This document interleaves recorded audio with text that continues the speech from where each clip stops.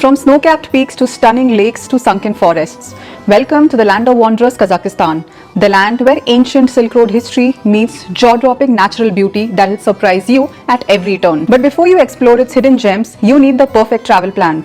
And that's exactly what I'm here to give you. This is your ultimate Kazakhstan travel guide where I'll take you beyond the postcards and show you everything that you need to know. Visa process, budget details, travel hacks, cool facts about Kazakhstan that probably you never knew, currency details, and packing tips for every season and a detailed day-by-day itinerary. So pack your bags and let's dive into one of the world's most underrated countries.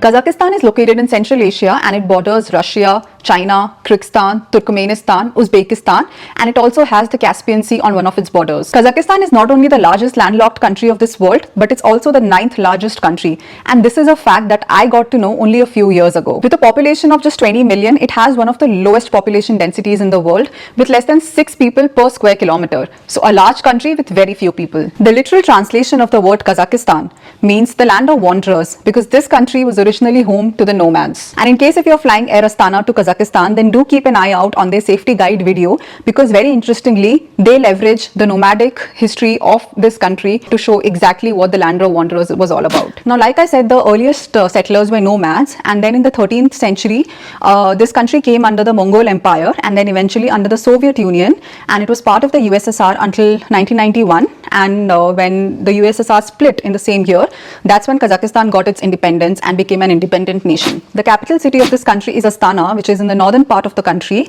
but the main tourist hub and also the city where you'll probably land and spend most of your time would be Almaty, which is in the southern part of the country. And it was actually Almaty that was the capital of Kazakhstan until the year 1997.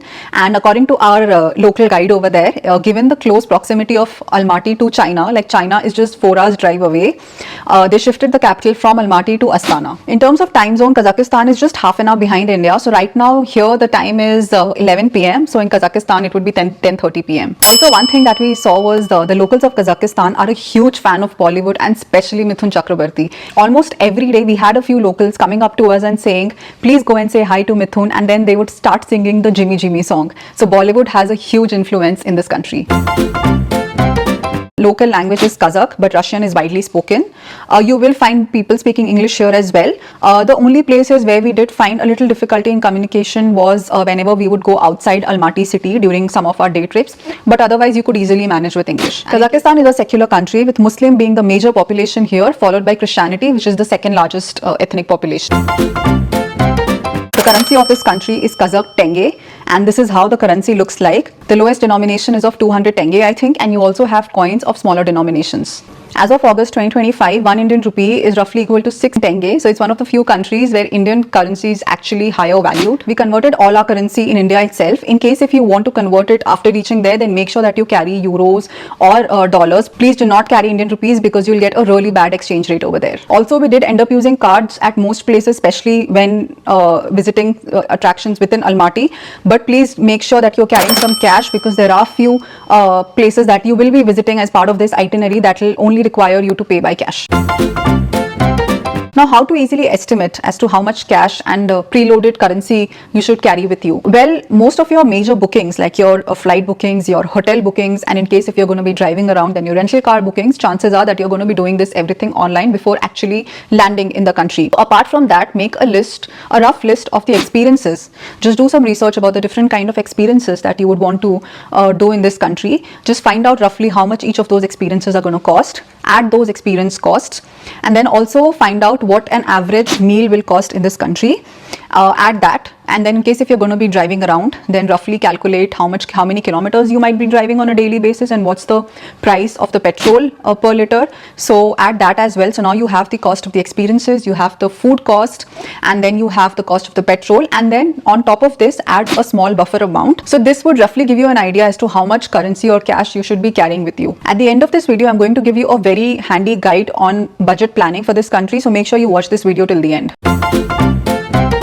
Now, Kazakhstan has always been off the tourism radar, but since the last few years, you would have seen a sudden surge in the number of people who are visiting this country, and that's mainly because it announced a visa-free scheme for Indians. In one trip to Kazakhstan, you will get to see the snow-clad mountains at the Shymbulak ski resort, see the sunken forest of Kaindy Lake, the unique rock formations of Charyn Canyon, and also explore the cool city vibes of Almaty. We absolutely loved Almaty. It had such European vibes, and there were beautifully decorated, well-lit cafes. The entire city is surrounded by snow-clad mountains, and the landscaping in the city is stunning. Even the dividers on the roads had rows and rows of beautiful different colored flowers. So definitely an amazing city to spend your time in. In case if you're a foodie and a non-vegetarian, then you'll find some interesting food options in this country. So for example, horse meat is a very famous delicacy, and in fact horse milk is the national drink of this country. Also, you should definitely try the local tea of this country. We went out for several meals with some of our local friends, and they would end up drinking cups and cups of Kazakh tea. And also, in case if you are into alcohol, then you can try Kazakh cognac. So we got few bottles of Kazakh cognac as souvenirs for our friends and family back here in India. Kazakhstan is also a very budget friendly country, as the Indian rupees is stronger compared to the Kazakh tenge, and we were pleasantly surprised to see that everything in this country, whether it was dining out or shopping, and we did loads and loads of budget shopping, entrance fees to the different sightseeing attractions, everything was well within the budget. So in case if you are looking for a budget option, then definitely consider going to Kazakhstan. And of course, like I mentioned, it's a visa-free country. So if you're going from India, you just need to book your tickets, land in this country. You don't need to pay any visa fees, don't need to get into the hassle of any visa application, just land and start exploring this wonderful nation. Also, there are direct flights to Almaty from both Delhi and Mumbai, and you will land in Kazakhstan in just like 3 to 4 hours. So in case if you're looking for a quick getaway from India, then add Kazakhstan to your bucket list. According to me, the best time to visit Kazakhstan would be the shoulder months of either April or September and October. If you are going in April, then you'll have very pleasant weather in the city. You'll also find snow up in the mountains and fewer crowds, and the prices would be even more reasonable. We visited Kazakhstan in April. In fact, I think we landed on 20th of April, and we were moving around with a light jacket, except the day, of course, when we went to Shymbulak, which is when we had to wear like those proper thermal jackets. But then we had such amazing weather, and we saw snow up in the mountains, almost like it was just visible while we were visiting Almaty. So I would say April is a very good time to visit this country. And if not April, then of course you could also go in September or October. May to August is also the peak tourist season because it's the summer season of this country, but then it can become quite touristy and it gets extremely hot. November onwards is the winter season, and it gets extremely cold here with heavy snowfall and early sunsets. In Almaty, during winters, the temperature goes down to as low as minus 20 degrees Celsius. But in case if you want to experience the winter wonderland during the Christmas season, and you want to see the Christmas markets, or if you want to go skiing, then definitely consider visiting during the winter months of November to December. Now, like I already mentioned, Kazakhstan is the 9th largest country, but tourism is still in the process of being developed in this country. So most of the sightseeing attractions are located either in Almaty or around Almaty. And if you're a first-time visitor to this country, then I would say 5 to 6 days are more than enough to sufficiently explore all the major sightseeing attractions of this country. In case if you want to explore the offbeat areas, then that would require more planning, and you would also need some special permissions to visit those areas. Now again, Kazakhstan is visa free for Indians if you're traveling only for 14 days. So no need of any visa, just pack your bags, book your flight tickets and fly to Kazakhstan. For immigration, just make sure that you're carrying the return flight tickets as well, as they may ask you for it. Our immigration process was very smooth. They did not ask us any question, just checked our passport, stamped it and gave it back to us. But just to be safe, make sure that you carry your hotel bookings and also your return flight tickets. And in case if you are visiting this country for more than 14 days, then you would need to apply for an e-visa, and I think you would also need an invitation letter from someone in this country. For all our flight bookings, I always use Skyscanner or Google Flights to find out reasonable flight options. In case if you're flying from Mumbai or Delhi, then you have direct flights to Almaty. From Mumbai, you have Air Astana. We in fact flew on the inaugural Air Astana flight, and it took us just 4 hours. It was like a 4 hours journey from Mumbai to Almaty. In case if you're flying from Delhi, then other than Air Astana, you also have Indigo Airlines. We had a good experience on the Air Astana flight. They had an entertainment system. They gave us meals, also free blankets if you ask them, and the leg price was comparable to what you will find in a normal Indigo flight. We generally drive around in different countries, but we did not in Kazakhstan, and we always use rentalcars.com for booking our cars. But I think rental cars, they do not have service in Kazakhstan, so instead you can check discovercars.com. Also, you would need an IDP or an international driving permit to rent a car here, and here you will drive on the right hand side of the road, which is opposite of the way we drive in India, and the steering wheel is on the left hand side. But one very interesting thing that I noticed was most of the cars had steering wheel on the left hand side, but then some cars, and in fact even our cars, it had steering wheel on the right hand side. So I think this is the first country in which I have seen that you have the steering wheel on both sides of the car. And because Kazakhstan has its own oil reserve, the petrol price here was quite cheap. I think it was around 250 tenge per liter, which is roughly like 40 Indian rupees, which is like very cheap. Now for this trip, we had booked a car along with a local driver for all the 5 days. In case if you want the details of our local tour operator, then just let me know in the comment section below. I think the name of the travel company through which we booked was Miras Tours and Travels, and our travel guide was Medhat, who was very sweet and very knowledgeable, and he made sure that we had a very comfortable trip in his country. In case if you don't want to book a car, then you can also rely on Yandex, which is similar to the Uber services that you have in India. So you can book a Yandex cab for visiting sightseeing attractions within Almaty, or you could also leverage the public buses. But in case if you want to visit places like the Kaindy Lake, the Charyn Canyon, the Kolsai Lake, or the faraway places for Almaty, then either you would need to book a car like we did, or take a rental car and drive around, or you could also go through group tour companies wherein they'll take you in a bus with several other people. Now I'm going to upload another Trippy Guides video in which I'll share with you a detailed day-by-day itinerary of how you can spend 5 days in Kazakhstan. But in this video, I'll just give you a very high-level overview of how your 5 days in this country would look like. On day 1, you'll fly from India or your home country, and you land in Almaty by evening. You can check into your hotel. So we stayed at the Novotel in Almaty city center, and would definitely recommend as the location of the hotel was very good. So once you check into your hotel, you can relax, and then for sunset you can visit the Kok Tobe mountain. You can take a cable car up to the Kok Tobe hilltop and watch a beautiful sunset from there. On day 2, you will head to Shymbulak ski resort, which is one of the most popular attractions of this country, and you will take 3 gondola rides to reach 10,000 feet, and you can spend the entire day playing around with lots and lots of snow in this winter wonderland. Your day 3 will start very early, as you will go on an epic road trip to the beautiful lakes of this country. First, visit the stunning Kolsai lakes framed by pine trees and snow-clad mountains. Then go off-roading and explore the sunken forest of Lake Kaindy, and end your day by visiting the unique rock formations at Charyn Canyon. On day 4, you'll first visit the Qaraghai mountain resort and indulge in some fun activities. Then you will head to the Ile-Alatau National Park and explore the scenic stunning beauty of this natural park. Day 5 and your last day here would be all about Almaty local sightseeing. Start by visiting the 28 Buffalo Park, which is a memorial site dedicated to 28 soldiers who lost their lives protecting Moscow in the World War II. Then visit the beautiful Zenkov Cathedral, go chocolate shopping at the Rakhat Chocolate Factory, and then visit the First President's Park. Reserve the second half of your day for some epic shopping as you head to either Dostyk Plaza or Mega Mall, as you'll find that there are some really good brands in this country that sell apparel, footwear, skincare, cosmetics, bags, like various variety of shopping products at very reasonable rates. So go crazy shopping. Then in the night, head to the airport to take a return flight to your home country by saying goodbye to the land of wanderers, Kazakhstan. In terms of safety, Kazakhstan is an extremely safe country, and you will not face any issues here. The locals of this country are very friendly and very kind, and Almaty city was so lively. Even at midnight, there were so many people just casually walking around and having a great time. For SIM card, you can consider purchasing the KSL eSIM from the airport. They have one of the best coverage in the entire country, and also you can select from the many package options that they have. In case if you are a vegetarian, then within Almaty you will not face any issues because there are a lot of Indian restaurants.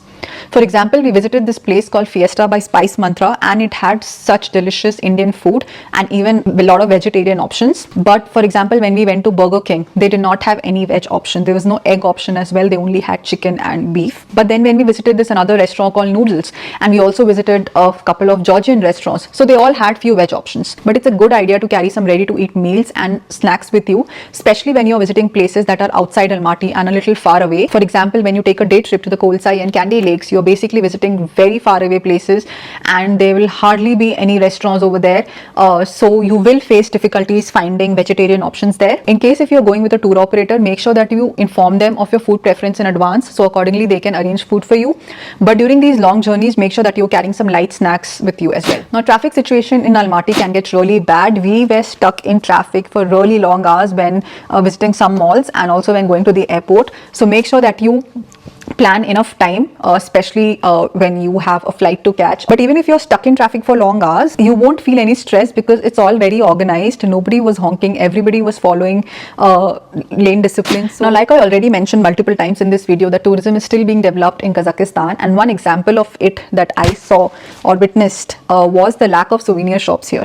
Now, whenever you're visiting a new country, of course you would want to purchase a fridge magnet or a showpiece, and it's very easy to find such items at any touristy locations. But only in this country, I did not find a single souvenir shop in the city.